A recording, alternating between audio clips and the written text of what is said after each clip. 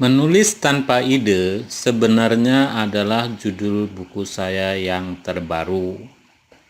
Dan materi yang akan saya bawakan adalah salah satu bab yang terdapat dalam buku ini. Jadi, otomatis judul materi kita adalah menulis tanpa ide. Teman-teman sekalian, bagaimanakah kita menentukan sebuah tulisan itu menarik atau tidak? Mudah saja. Tulisan yang bagus adalah yang mampu menggugah emosi pembacanya. Jadi, ketika membaca sebuah novel lalu kalian menangis terseduh-seduh karena isinya menguras air mata, maka novel tersebut dapat dibilang sukses. Begitu juga kalau kita menulis buku humor. Patokan bagus atau tidaknya gampang banget. Cara menilainya cuma dengan satu pertanyaan. Apakah buku kita mampu membuat pembaca tertawa terbahak-bahak? Artinya, ketika orang menangis atau tertawa, maka disitulah saat tulisan kita mampu menggugah emosi pembacanya. Jadi, kata kuncinya adalah emosi. Kesimpulannya adalah ketika kita menulis sebuah cerita, kita wajib memasukkan unsur emosi dalam cerita itu.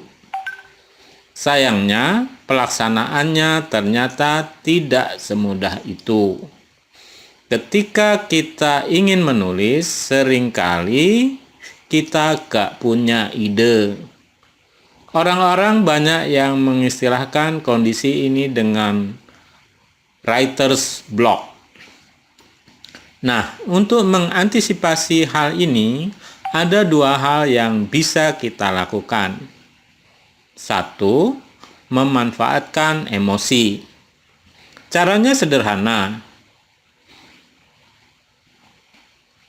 yaitu tuliskan semua perubahan emosi dalam kehidupan kita sehari-hari. Metode ini biasa saya sebut dengan cerpenting, singkatan dari cerita pendek tidak penting.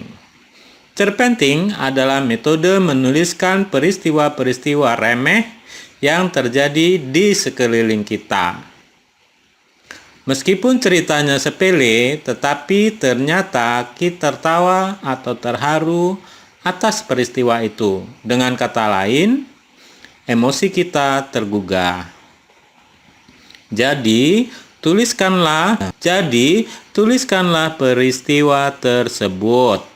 Perlu dipahami benar ya bahwa ceritanya harus benar-benar tidak penting. Kalau kalian menuliskan dilema, diajak pacar untuk pindah agama, maka itu cerita penting. Kalau kalian bercerita tentang anak yang terpengaruh temannya nyoba-nyoba narkoba, maka itu cerita penting. Cerpenting haruslah cerita yang tidak penting. Itu sebabnya metode latihan menulis ini disebut cerpenting, cerita pendek tidak penting. Ceritanya bisa macam-macam. Cari cerita yang paling remeh tapi bikin kita tertawa, marah, terharu. Pokoknya semua rasa yang menggugah emosi kita.